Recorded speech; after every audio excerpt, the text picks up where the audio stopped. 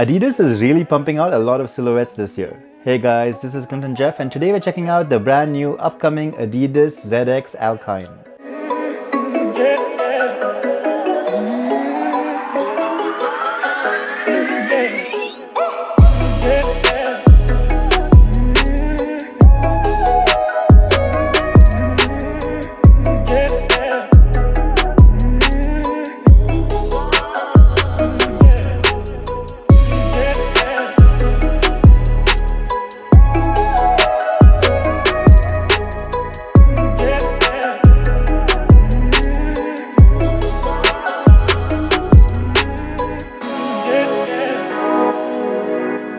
This seems to be the year of the ZX line, or at least Adidas has a new take on it. Last month we saw the debut of the brand new Adidas ZX 2K Boost silhouette along with the ZX 4K earlier this year. We've also seen Adidas Performance drop their new X9000L series of shoes with the brand new X9000L4 and cheaper models with less boost. But if all of that wasn't enough for you, Adidas has yet another new silhouette to check out, and it's this, the Adidas ZX Alkyne. The ZX Alkyne uses a lot of similar design elements from the other recent Adidas silhouettes that I mentioned earlier, but these are also going to be priced quite expensive at $160 in the US, which is about the same or slightly more than the new ZX 2K Boost, which is a shoe that I really love. This is weird because these kind of look cheaper than the ZX 2K Boost, so I'm really confused as to where Adidas is positioning the shoe since it doesn't really use any premium materials except for the full-length Boost midsole. So yeah, this is a weird one. Alright, starting with the box, it's your usual Adidas Originals blue box. Nothing new here at all. And then coming to the shoe itself and starting with the upper, it's made out of a combination of mesh and thick synthetic materials with lots of comfortable padding around in the sock liner. So there's no prime knit used here, unfortunately.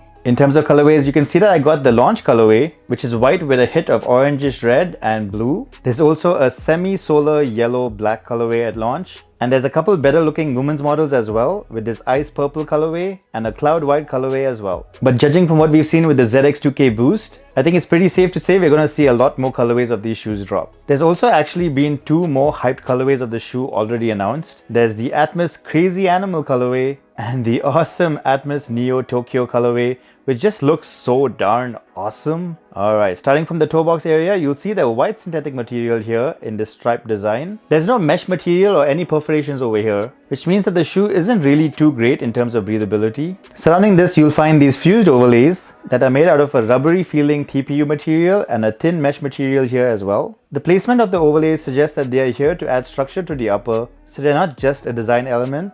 The placement around the toe box in particular looks like they'll help stop your toenails from ripping through the upper material. There's also this tiny dash of 3M reflective material here in the center. Moving upwards, the mesh material extends upwards towards the eyelets of the shoe to give them more reinforcements, along with this additional TPU element with a reflective coating that reinforces the top two eyelets. The topmost eyelet is a little weird in that it's basically the TPU element just stitched onto the upper material. So you have to poke your laces through this tiny slit in the upper to go through them. Below that, you have the Adidas 3 stripes made out of a white cloth material on top of the synthetic upper. Apart from that, it's pretty much your usual regular lacing system here with these very regular flat white laces. Underneath the laces is the slim detached tongue, which is made out of the same synthetic material with the edges made from that soft mesh material. The tongue is very nicely padded in the center so that it's comfortable on feet, with the Adidas Trifor logo in white on a purplish blue branding badge with ZX branding and the brand with the 3 stripes printed over here. Coming to the inside of the shoe, there's a white sock liner that is really well padded, especially around the heel and the ankle area. Below that is this gorgeous blue insole with the Adidas Originals branding printed on the heel area. Coming to the back of the shoe, like I said, there's a lot of padding in this area.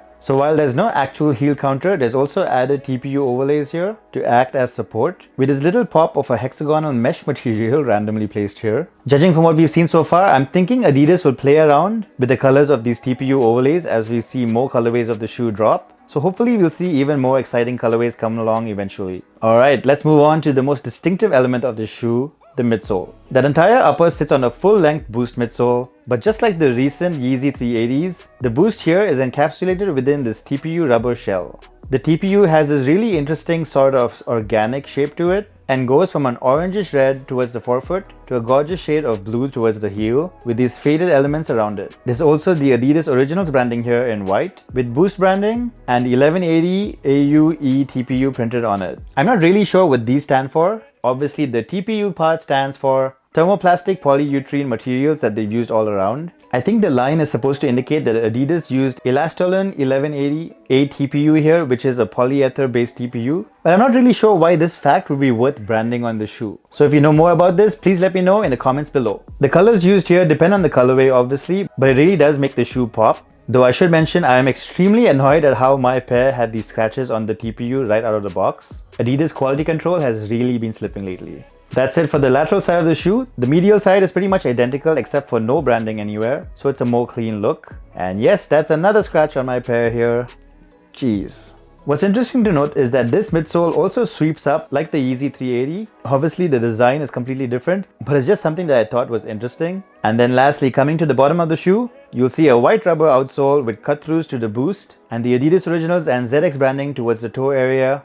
And yeah, nothing else really special here to point out. That's about it for design. In terms of sizing and fit, these do tend to fit a little snug. That's because the synthetic materials used in the upper aren't really very stretchy at all. So if you have regular narrow feet and you don't mind a slightly snug fit, you can go true to size here. But if you have wide feet like I do, or you just don't want too snug a fit, I definitely recommend going up half a size here. Luckily, these shoes are general releases, so you can head on over to any Adidas Original store to try them out to make sure you get the right fit whenever they drop. Alright, moving on. In terms of comfort, I have to admit you guys, I'd rather get the ZX 2K Boost. It's just way more comfortable. I really don't know why Adidas made this shoe as another option in the ZX line when the ZX 2K Boost just came out like a month ago. And it's a great comfortable shoe that I would argue looks a lot better than this. I mean, these are definitely comfortable underfoot because of that full-length Boost midsole, and I do think that they use slightly more boost than the ZX 2K Boost. Maybe that's why these are priced the same or slightly more expensive depending on where you live. But that upper is just not very breathable or stretchy. But sure, to its credit, it is really comfortable because of all the padding. But otherwise, it's really nothing special at all. So yeah, just to be clear, I'm not saying this is a bad shoe. It looks great and the Boost cushioning is really comfortable and the upper has a lot of padding.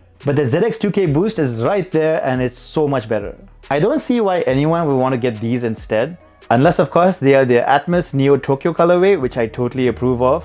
Okay, so a little bit of a rant there. But with all of that out of the way, let's take a look at the new Adidas ZX Alkyne on feet.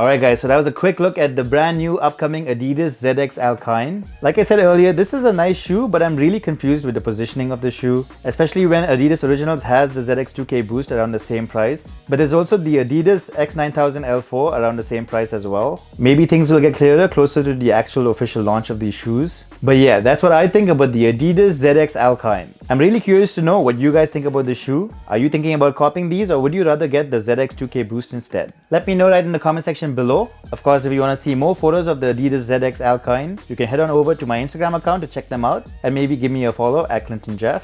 And hey, if this video was helpful and you want to support the channel, don't forget to hit the like button below and maybe subscribe because that would be appreciated. And yeah, that's about it. Thanks for watching guys, and I'll catch you in the next one.